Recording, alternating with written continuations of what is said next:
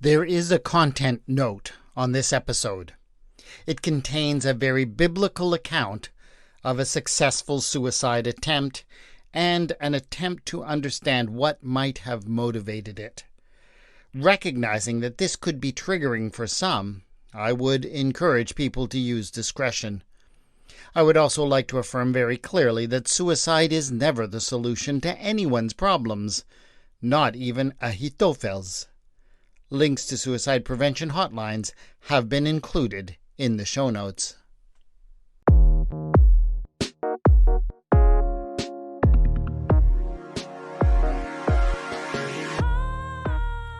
While Absalom was offering the sacrifices, he sent for Ahithophel, the Gilonite, David's counselor, from his city Gilo. The conspiracy grew in strength, and the people with Absalom kept increasing. A messenger came to David saying, "The hearts of the Israelites have gone after Absalom." Then David said to all his officials who were with him at Jerusalem, "Get up, let us flee, or there will be no escape for us from Absalom. Hurry, or he will soon overtake us and bring disaster down upon us and attack the city with the edge of the sword." The story of the rebellion against the rule of King David by his son Absalom is told in the second book of Samuel in chapters 13 to 18.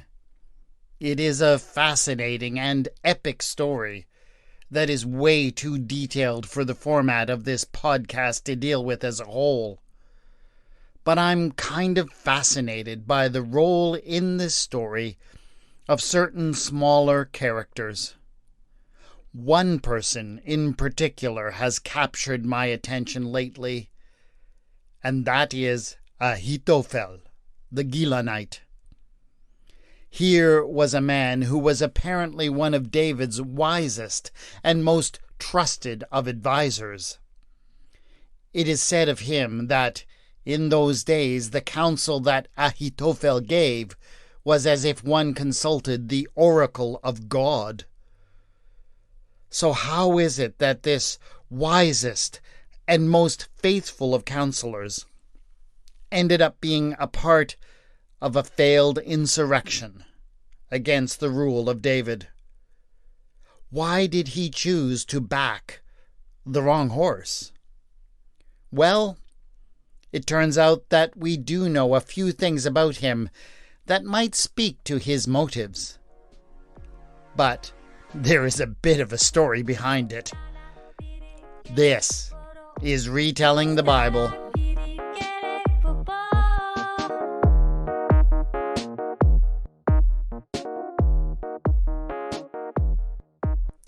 Episode 5.18, Ahithophel. Hell hath no fury like an angry grandpa.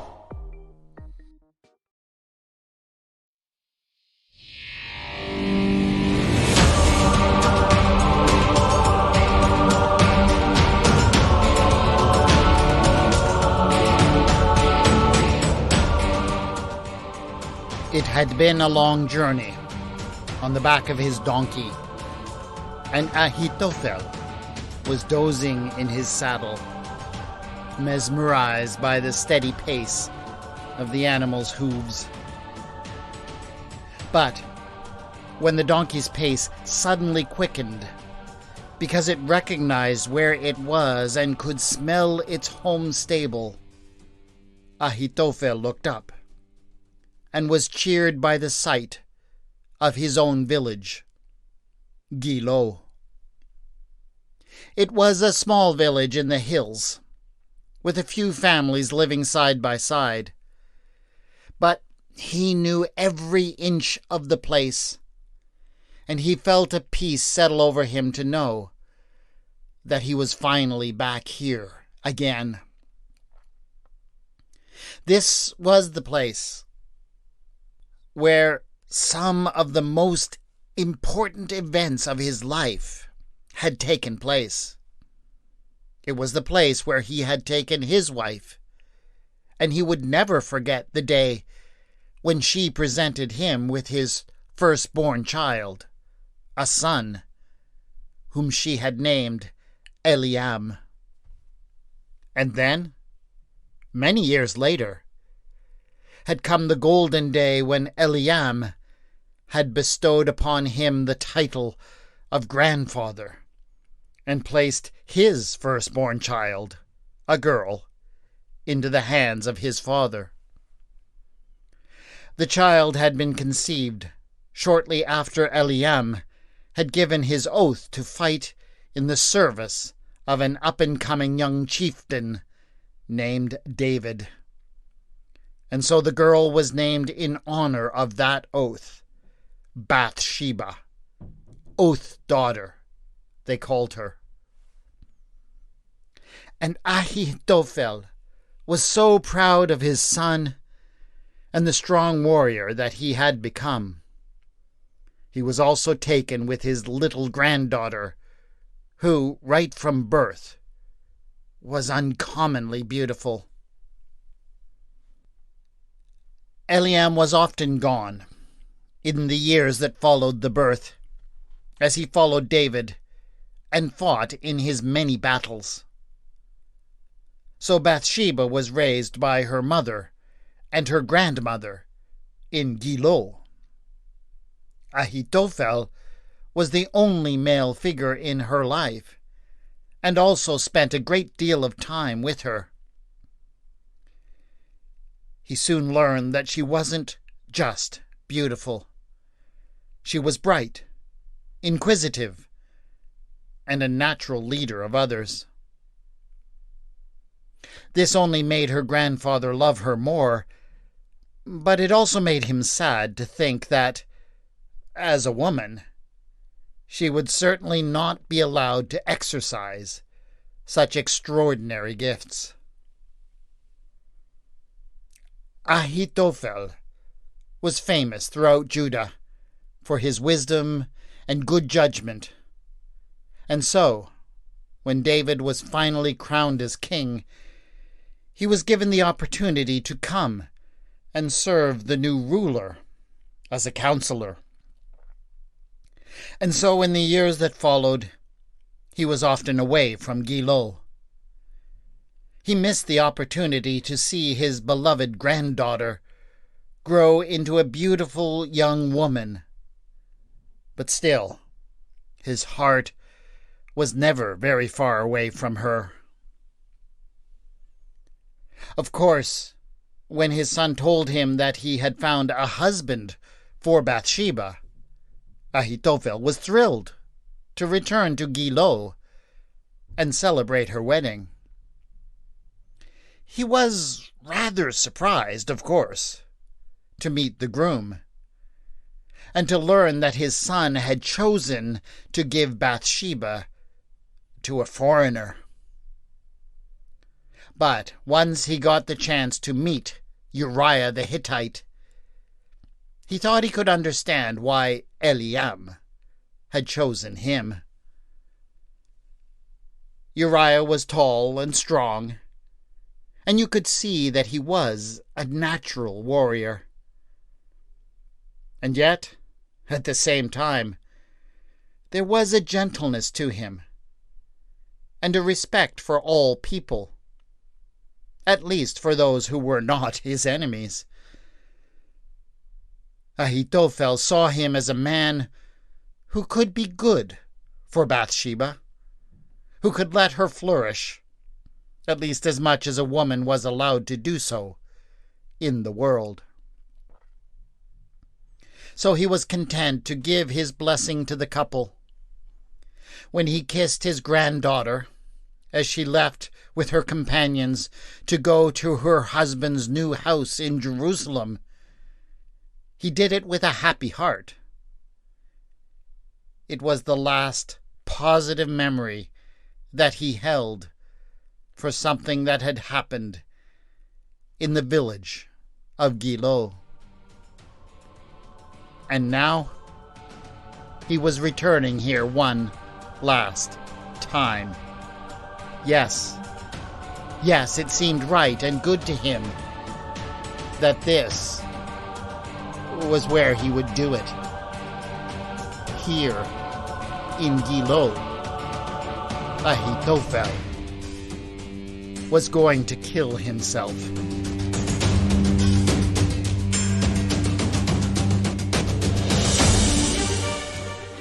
Ahithophel was no fool. Not being a fool was practically his job description. So it really didn't take long for him to figure out what the king had done. When he heard the news that Uriah had been killed during the siege at Rabbah, and then, soon after, the king had taken Uriah's wife into his harem, he didn't need to be a mathematician to put 2 and 2 together. He spoke to his granddaughter in the king's harem, and she tearfully told him the whole story.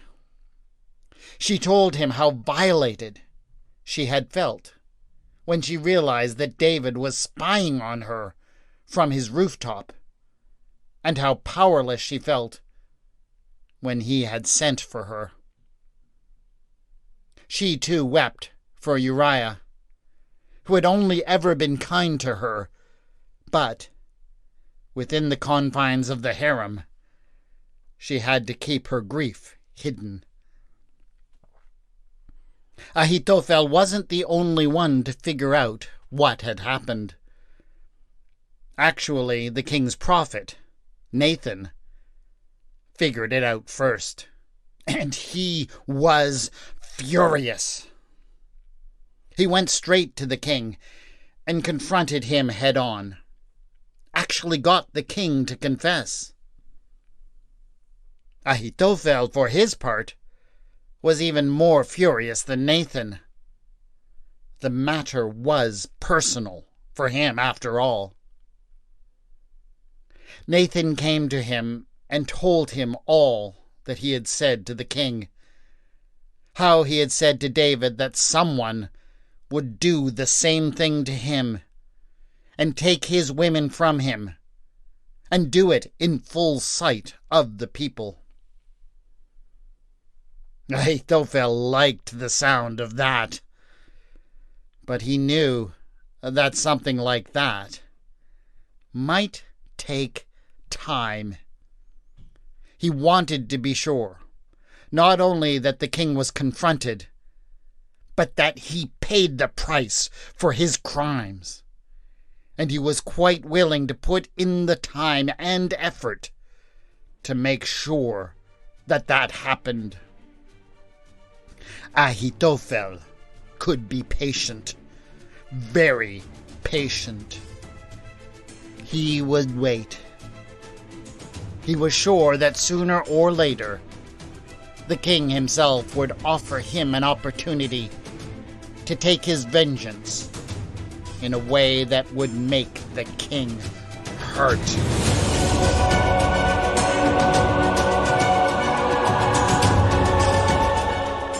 Years passed, a couple of them. But finally, Ahithophel saw his opportunity. It started when one of the king's sons, his eldest, Amnon, raped his sister by another mother, Tamar. When that story came out, and it came out very publicly when Tamar grieved her lost virginity, Ahithophel was absolutely enraged to see David's abusive behavior being replicated in his sons. And what was worse was how David absolutely refused to punish Amnon for what he had done. This, more than anything, convinced Ahithophel that David was irredeemable, and that he was the one who deserved to be punished. It was then that Ahithophel decided on the agent of his vengeance. He chose Absalom Tamar's full brother, and began to whisper in his ear that he needed to avenge his sister's violation. He found in Absalom a very eager listener. But, once again, Ahithophel was willing to be patient, and he counseled it to Absalom as well. For 2 years, both of them waited for their opportunity to strike. It was Ahithophel that came up with the plan for Absalom to invite all of his brothers to his estate and strike Amnon down in front of the rest of them. He knew that that would hurt the king, even if it would be costly for Absalom in the short run. But even there, Ahithophel had a plan. He manipulated Joab, the commander of the king's forces, to persuade the king to permit Absalom to return from exile. And it worked. The next phase of the plan required even more patience. For 4 long years, Ahithophel secretly counseled Absalom as he undertook a veritable campaign to bolster his own popularity among the people and the officials of the kingdom. He put in the time, standing at the city gate, kissing babies and offering his own opinions on court cases, opinions that were always calculated to be popular. The campaign went very well. Absalom was likable and charismatic, and, perhaps most importantly, he had really good hair, which has always been one of the keys to being a good politician. Meanwhile, Ahithophel was carefully following popular opinion in the city, and when he saw that the time was right, when the name of Absalom was on everyone's lips, he knew that the time had come to strike. The next move was very carefully orchestrated. Ahithophel withdrew from the city and returned to his hometown, while Absalom went to the king to beg permission to go down to Hebron with his companions. It all had to start at Hebron, because that was where kings had to be anointed. So Absalom had to invent some excuse about fulfilling a vow to get permission to go. And then, suddenly, all the pieces were in place. Absalom gathered a large number of men together in Hebron for a sacrifice. Then he publicly sent for Ahithophel. That was the signal that indicated that many others should also declare their support for Absalom. Of course, it also made many others, who hadn't yet committed, think deeply about what side they really wanted to be on.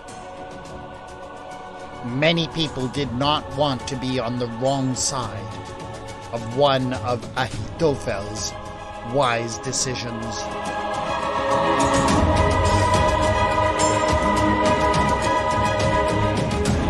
When David heard that the country had gone after Absalom, and that even his best counselor had deserted him, he was devastated. He fled with all his remaining loyal followers and his household. They left Jerusalem and headed towards the Jordan in the east. He left only 10 of his concubines behind him to take care of his household. Absalom and all of his supporters moved quickly to take the city, following the withdrawal. And when Ahithophel saw how David had left his household, he knew that his chance for perfect revenge had finally come. he turned to Absalom and told the boy exactly what he needed to do next to consolidate his rule. A tent was set up on the roof of the king's palace, where everyone in the city could see it. And into that tent were placed all of the concubines that David had left behind when he fled his house. Ahithophel told Absalom that the very first thing that he must do was go into each one of those concubines, one at a time, in the sight of all the people of the city. Now, there is no denying that doing such a thing made a significant political statement in that context. The people all believed that there was a link between the king's sexual prowess and his ability to rule over the people. By doing this, Absalom was essentially stealing all of David's power and legitimacy in one bold move. At least, that is what Ahithophel told Absalom. But it was only part of the truth. Ahithophel knew that this whole story had started on the roof of David's palace. It was there that David had stood when he humiliated Bathsheba by spying on her in a private moment. It was there that David had set the tragic course of events in motion. His violation of Bathsheba, of Uriah, and indeed of the entire nation. Ahithophel was determined that David should feel the pain of that humiliation, and that it should happen in that very spot. Absalom had his doubts. I won't say that he didn't. Something felt very wrong to him about the whole idea of going into his father's women. But he trusted the Gilonite completely.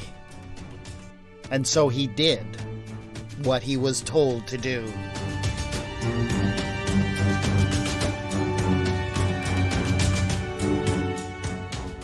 It was after that things began to change. The truth of the matter was that Ahithophel had allowed his desire for revenge to take precedent over truly wise counsel.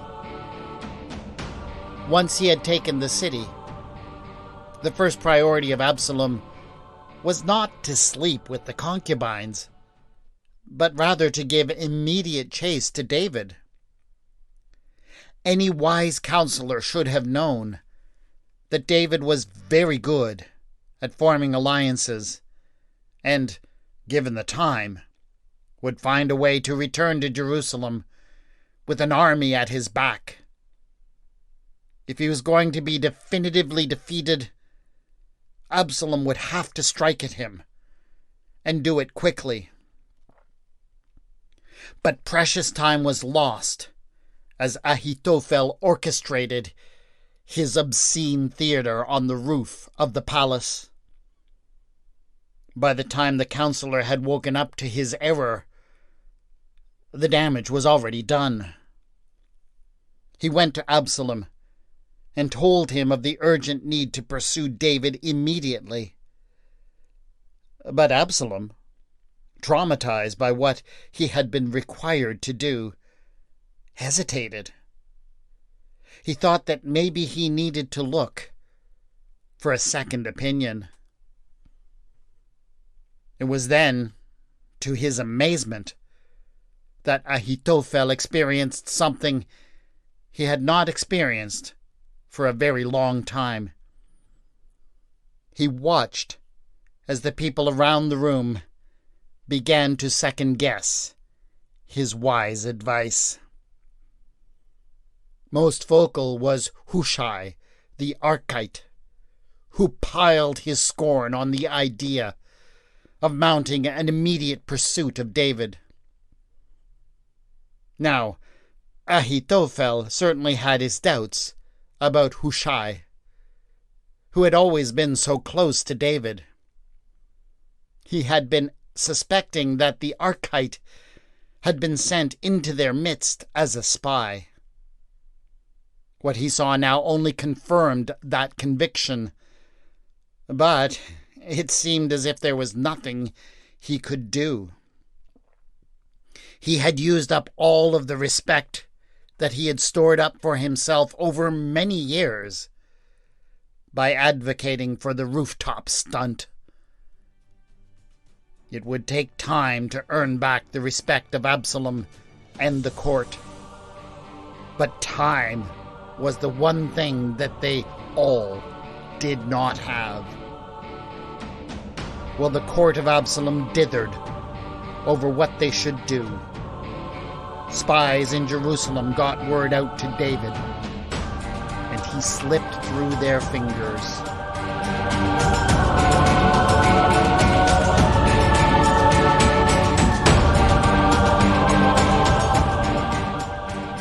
Ahithophel entered into his ancestral home in Gilo. He spoke kindly to the servants, giving them orders for what they should do until such time as their new master, Eliam, returned to take possession of the house. He called in a local village elder and told him what he wished regarding his assets and possessions. He then took a fine linen rope and knotted it with a simple loop. He went out to the ancient oak tree that had stood on his family's property for many generations. He had climbed this tree as a child. So had Eliam and Bathsheba in their turns.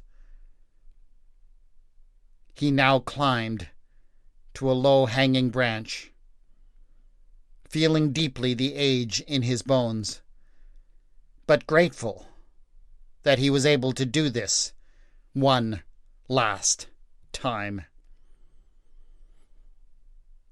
He paused just before pulling the loop over his head.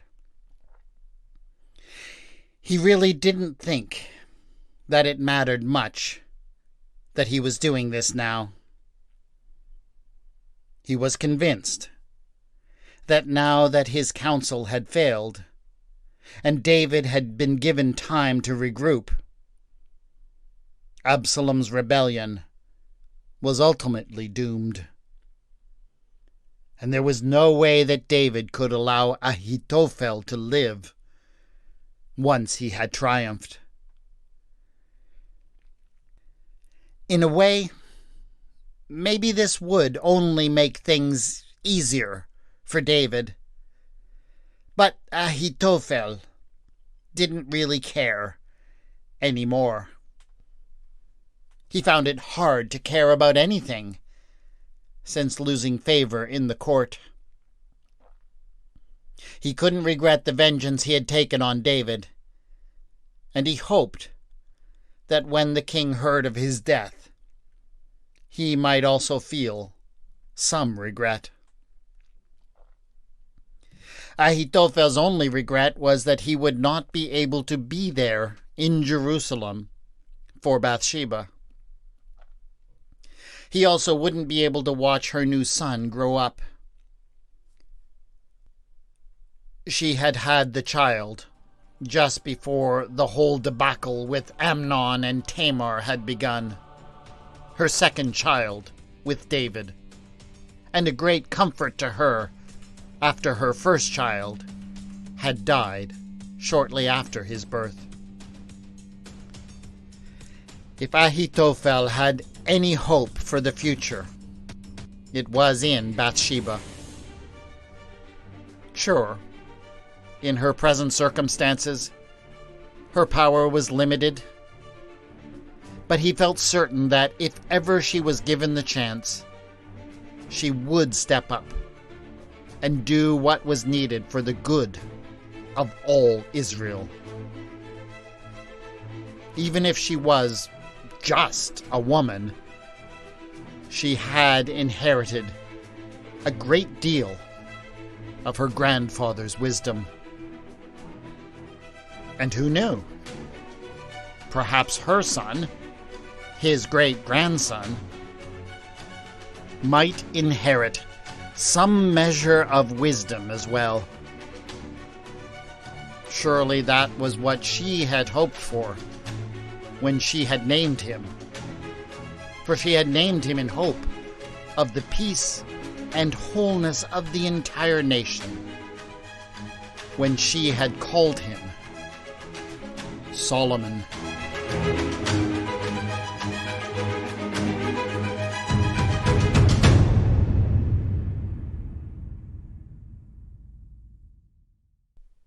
The Bible tells us frustratingly little about Ahithophel. He is obviously a key figure in the rebellion of Absalom, but we are told nothing about what might have motivated him to choose the side that he did. In the same way, we are told that he committed suicide, but are not told what might have really motivated him taking such a drastic step. I mean, sure, it says that he was upset because his counsel had been rejected, but it seemed to me that there had to be more to it than just that. But in my reading, I came across the one biographical detail that seemed to explain so much. In another passage later in 2 Samuel, Ahithophel is identified as the father of Eliam, who is, of course, the father of Bathsheba. Suddenly, Ahithophel's actions seemed to make a lot more sense. And so this story was born. That is it for this episode of Retelling the Bible.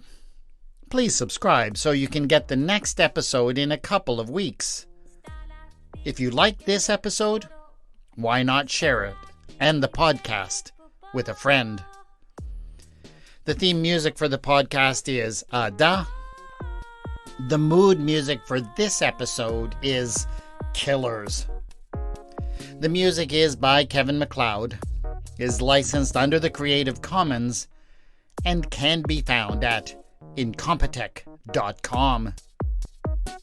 You can contact me on Twitter at Retelling Bible, on the Facebook page Retelling the Bible. Show notes for this episode have been posted at retellingthebible.wordpress.com. This is Retelling the Bible, and I have been your storyteller, W. Scott McCandless.